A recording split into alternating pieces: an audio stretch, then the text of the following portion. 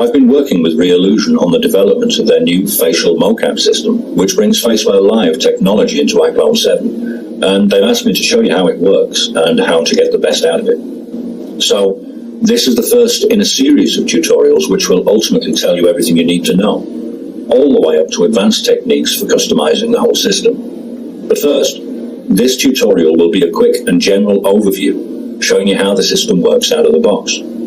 Okay, let's get started.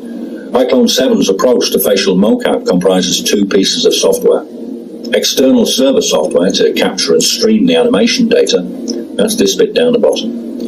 And a motion capture plugin within iClone itself, which takes that stream data and applies it to 3D characters.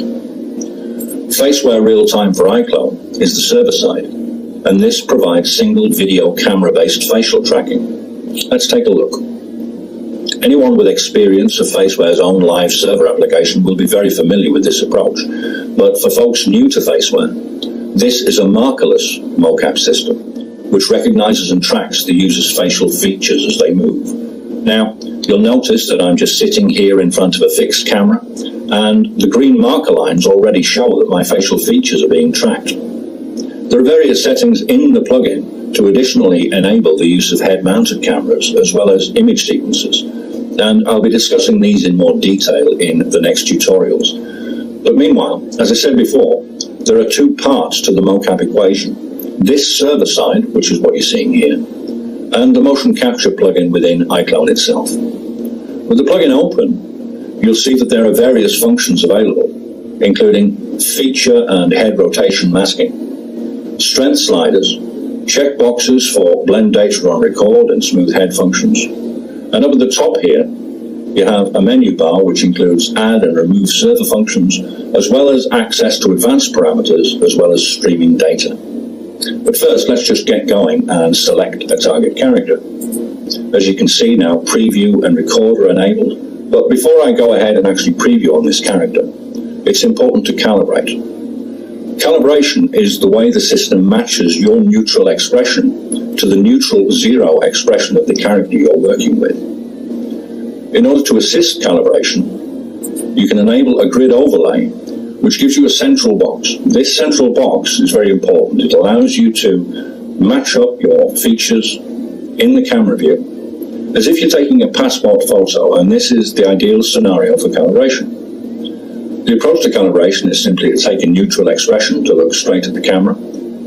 I'll open my mouth slightly to improve the lip sync a bit, and again I'll be discussing this in later tutorials, but now I'll just calibrate and then go ahead and preview.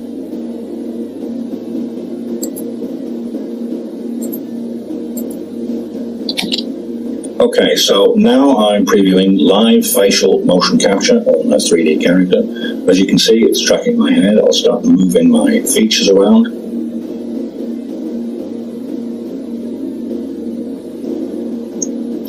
And remember, this is completely out of the box. I've done no change to any parameter settings. This is the way the system will work straight away on any iClone character, or indeed on any non-standard character brought into iClone.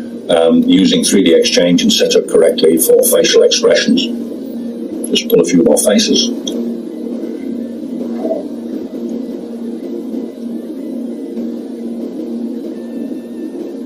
Okay, I'll just do a few lip sync tests now. May, me, ma, more, moo. Peter Piper picked a peck of pickled pepper. Rubber baby buggy bumpers.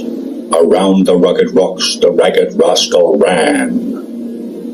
Okay, so that's a quick preview of using a static camera setup with Faceware Live for iClone with the new facial mocap plugin. Next, I will switch to a head camera, just so that you can see how it works in that setup. So if you can just give me a moment. Here I'm wearing a head-mounted camera, whereby the camera is fixed relative to my face, so as I tilt and rotate my head, the camera is always showing exactly the same view. Most important step to start with, again, is to calibrate the face. And then go to preview. So in this case, we have no head rotation tracking data coming through, but we are still getting all of the facial expressions. Ba ba ba ba ba, ma ma ma ma ma, me me ma ma moo, rubber baby buggy bumpers. The kind of scenario which a head camera would normally be used for would be along with a mocap suit for complete motion capture, though obviously you can also use a head-mounted camera in isolation simply to capture the facial animation data. But now I've shown the head-mounted camera in action. I'll move back to the static camera simply to show swapping between characters without any change in settings between characters, just so you can see how flexible the system is. Back to the static camera setup now, and showing a couple of other characters which I'll be using in later tutorials. I just want to demonstrate how straightforward it is to switch between characters, even without changing any settings or parameters. And whilst you can control the strengths of individual features if you wish, and even customize the parameters completely for individual characters, the fact is, this is how the system is working out of the box. So, iClone 7's facial mocap using Faceware technology presents a powerful approach which goes a long way to providing a one-size-fits-all generic solution to facial motion capture. This has been a quick introduction to using the new facial mocap plugin, along with Faceware Realtime for iClone. And Faceware Realtime for iClone will be the subject